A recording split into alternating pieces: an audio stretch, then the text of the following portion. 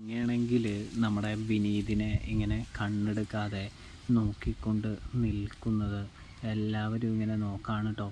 ഇതേ സമയം നമ്മുടെ അനുജത്തി പറയുന്നുണ്ട്, പ്രണയമൊക്കെ നിങ്ങളുടെ മുറിയിൽ പോയിട്ട് മതി കേട്ടോ, ഇവിടെ കുറേ ആൾക്കാരുണ്ട് എന്ന് പറയുമ്പോൾ അവർ എല്ലാവരും സന്തോഷത്തോടെ ചിരിക്കുന്നൊരു കാഴ്ച കാണാൻ സാധിക്കും.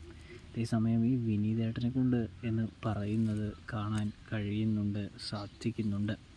അങ്ങനെ ഇരിക്കെയാണ് കാവേരിയും നമ്മുടെ നിവിൻ്റെ കാമുകിയും തമ്മിൽ, നിവിനുമായിട്ട് വിവാഹം ഉറപ്പിച്ചിരിക്കുന്ന പെണ്ണുമായിട്ട് വലിയ പ്രതിസന്ധി കടന്നു വരാൻ